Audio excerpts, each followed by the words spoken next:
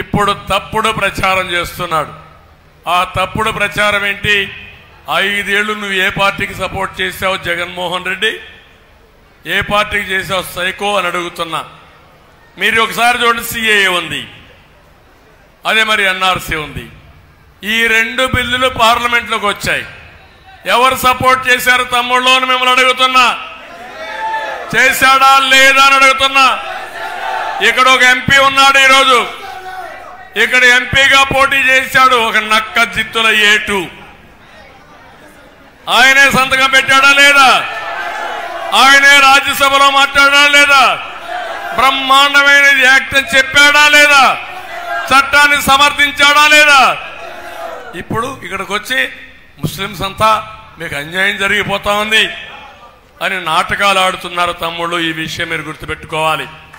అంటే చేసేది తప్పుడు పనులు, మభ్యపెట్టి మోసాలు చేసి మిమ్మల్ని అమాయకుల కింద చిత్రీకరించాలని ఆలోచిస్తే అది న్యాయమా అని మిమ్మల్ని అడుగుతున్నా. నేను ఒకటే అడుగుతున్నాను, 5 ఏళ్లలో ₹1 మీరు ఖర్చు పెట్టలేదు. ఇంకో పక్క 4% రిజర్వేషన్లు. మాట వస్తే 4% పోతాయి, మసీదులు కూల్చేస్తారు, షాదీ మందిర్ కూల్చేస్తారు. ఇలాంటి తప్పుడు ప్రచారాలు. నేను మసీదులు కట్టించాను, అవునా కాదా? నువ్వు ఒక మసీదు కట్టావా? నువ్వు కాబట్టి మసీదులు కట్టించిన నేను నా పరిపాలనలో మళ్ళా మసీదులు కూల్తాయా తమ్ముళ్ళు అని అడుగుతున్నా.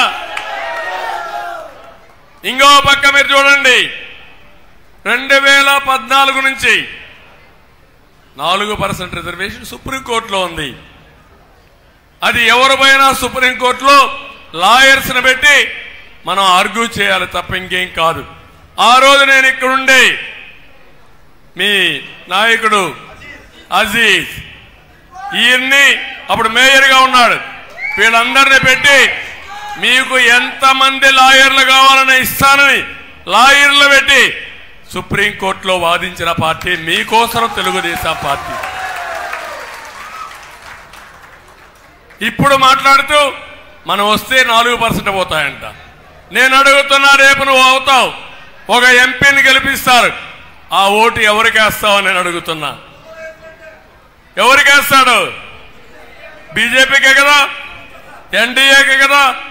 నేను పోతే మీకోసం పనిచేస్తా, మీ అభివృద్ధి కోసం, సంక్షేమం కోసం పనిచేస్తా.